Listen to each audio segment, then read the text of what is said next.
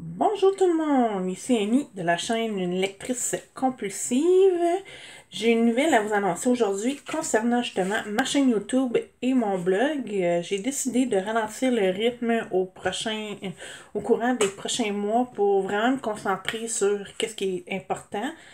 Donc, pour qu'est-ce qui est des chroniques, bien à part les services presse que j'ai reçus, que je vais recevoir, je ne chroniquerai plus. J'ai décidé de vraiment me concentrer sur les livres que je vais recevoir des maisons d'édition ou des auteurs pour vraiment faire un meilleur travail.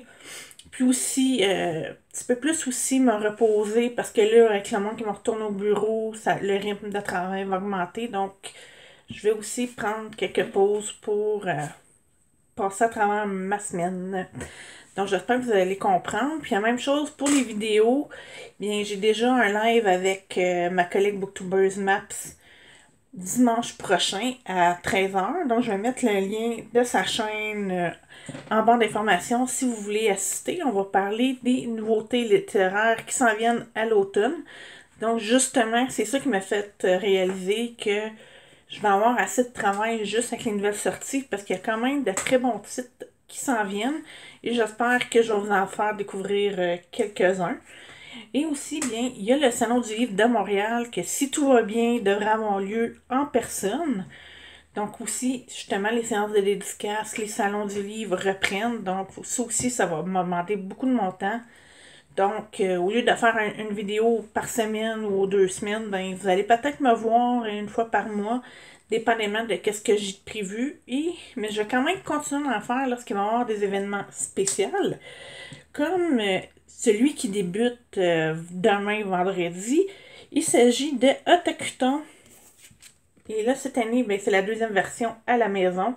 Donc, j'ai reçu ma passe et une belle petite carte. Bon, c'est sûr que là, on voit les dessins qui sont inspirés du personnel médical qui fait penser un peu à la COVID. Ça aurait été le fun qu'on puisse se revoir en personne, mais malheureusement, encore, on a les restrictions pour les rassemblements. C'est pour ça que je disais pour Montréal, pour le Salon du livre de Montréal, je croise les doigts pour que ça ait lieu comme on avait avant, ou peut-être même qu'ils vont peut-être réduire. Donc, moi, j'ai pas pris de chance. J'ai déjà contacté pour avoir mon accréditation. Donc, comme je disais, il s'agit de la deuxième édition. Pour ceux qui ne savent pas qu'est-ce que est Otakuton, ben, premièrement, je vais vous mettre le lien du site. Si jamais vous voulez participer, il n'est jamais trop tard. C'est une convention geek, portée surtout sur l'anime qui se déroule à Montréal au courant du mois d'août. Moi, je l'ai découverte en 2011, mais je crois que ça fait déjà quelques années auparavant que ça existait. En fait, c'est grâce justement à mon amie Julie qui habite à Montréal qui m'en avait parlé. C'est avec elle que j'avais assisté à la première édition. Je crois que j'étais allée à trois versions en personne au Palais des Congrès. Malheureusement, souvent, ça tombait soit il y avait un autre salon littéraire dans mon coin ou qu'on avait un meet-up booktube justement dans le temps. Donc, je voulais pas descendre 2 fois dans le même mois à Montréal. Donc, ça tombait que c'est pour ça que depuis 2011, j'ai assisté à peu près 3 fois à cet événement-là. Et l'année passée, bien, on fait la première version en ligne. J'avais bien aimé l'expérience parce que ça donne la chance d'avoir des entrevues avec des doubleurs, justement, en japonais. J'ai trouvé ça quand même assez original. Et bien sûr, on avait les sous-titres. Et on avait souvent une version de l'entrevue avec les sous-titres en français, puis un peu plus tard en anglais ou vice-versa. Donc, ça me donnait la chance d'avoir justement différents types d'entrevues que ce que je vois à la télé normalement. Et bien sûr, mais pendant les temps morts, parce que moi, quand je me prépare pour une convention, je regarde les ateliers puis je sélectionne qu'est-ce qui m'intéresse. Le reste, ben, je me prenais dans Dealer's Room, mais là, vu qu'on était à la maison, je me suis décidé, ben, pourquoi pas profiter de ces temps morts-là pour m'avancer dans mes mangas. Et comme je mentionnais, c'est la deuxième édition, donc j'ai décidé de prendre 3 tomes 2 de séries que j'avais déjà débuté, que j'ai même chroniqué, donc je vais mettre les liens en barre d'informations si vous voulez savoir qu'est-ce que j'ai pensé des premiers tomes, mais je vous annonce déjà que c'était très positif. Sinon, j'aurais pas acheté les tomes 2, parce que ces 3 séries-là, j'avais lu le premier avant de poursuivre la série. Donc, je vais commencer avec le premier. Il s'agit de Coffee et Vanilla, le tome 2. C'était l'histoire d'un homme à peu près dans la trentaine qui tombe en amour avec une jeune femme qui débute, qui est à l'université. Ils se rencontrent dans un café et leur histoire d'amour évolue quand même très rapidement. J'étais surprise.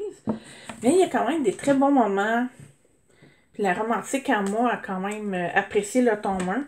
Donc j'espère que ça va être encore le cas avec celui-ci. Parce que c'est quand même une série, je crois qu'ils sont rendus déjà au tome 14, si je me trompe pas. Donc, je tiens à spécifier, il n'y a pas tellement de scènes érotiques dedans. Donc, si vous aimez quand même la Sweet Romance, je vous recommanderais cette série-là. C'est vraiment bien. C'est pas tout à fait comme Après la pluie que j'avais lu pendant le week-end sans signer. Je dirais qu'il y a un petit peu moins d'écart entre les personnages, mais déjà, le gars il est déjà Fukami,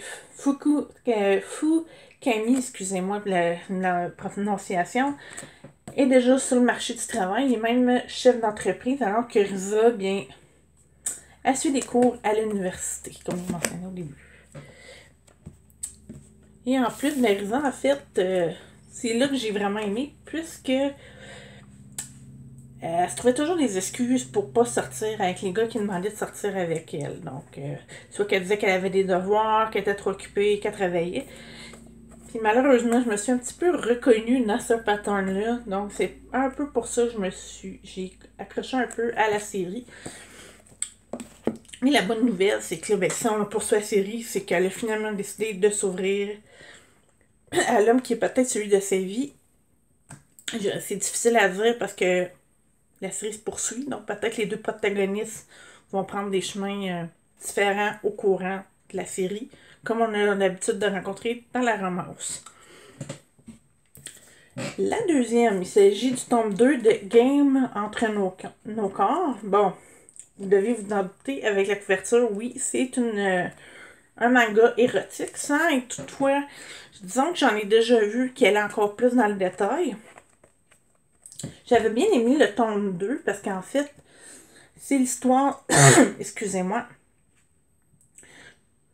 que Fuji, c'est une femme qui est vraiment obsédée par son travail.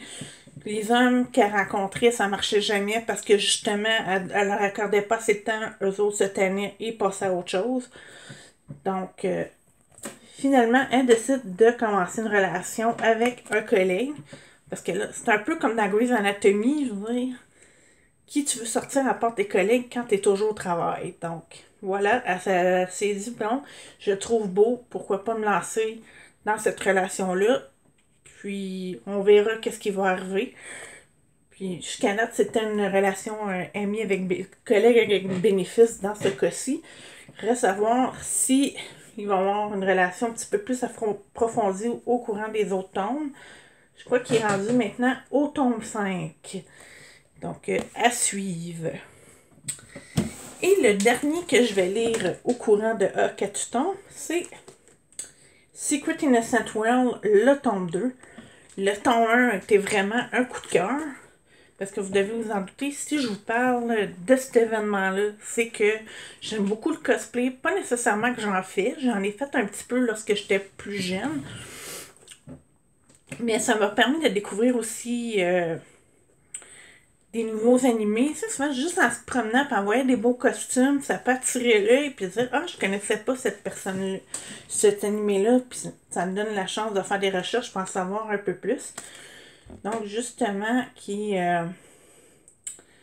c'est l'histoire de Ritsu qui est une passionnée de cosplay, mais qu'elle cache à ses collègues de travail de bureau. Et malheureusement, pendant un événement cosplay, bien, elle tombe sur un.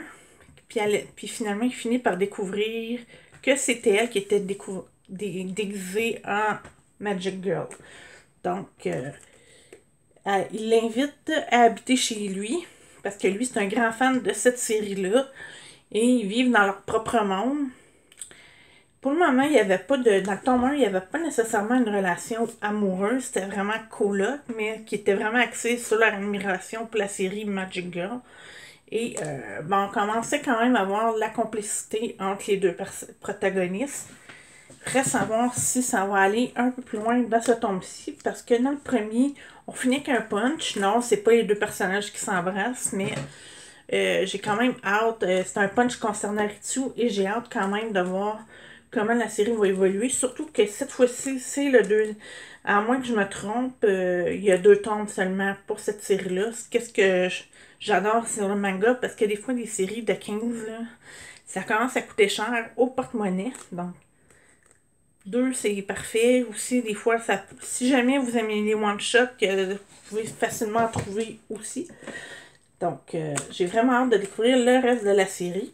Si jamais vous les avez lus, bien, donnez-moi vos avis en commentaire. J'ai bien hâte de savoir. Ou même si vous participez à Katsuton ou si vous connaissez d'autres événements dans le genre, ça va me faire plaisir de les découvrir.